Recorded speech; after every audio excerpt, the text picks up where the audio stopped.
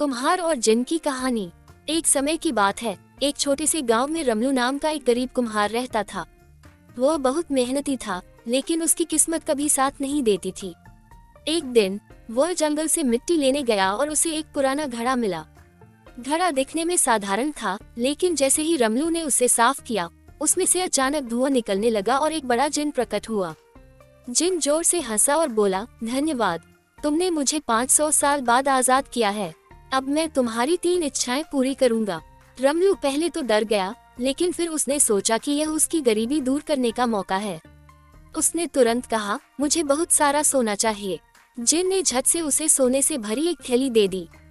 दूसरी इच्छा में रमलू ने मांगा, मुझे एक बड़ा और सुंदर घर चाहिए। जिन ने झटपट उसकी यह इच्छा भी पूरी कर दी।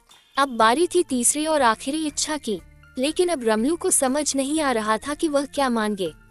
उसने सोचा, अगर जिन को वापस घड़े में नहीं डाला तो यह गांव में तबाही मचा सकता है।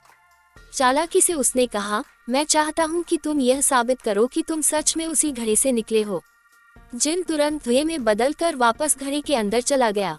रमलू ने तेजी से घड़े का ढक्कन बंद कर दिया और उसे नदी में फेंक दिया।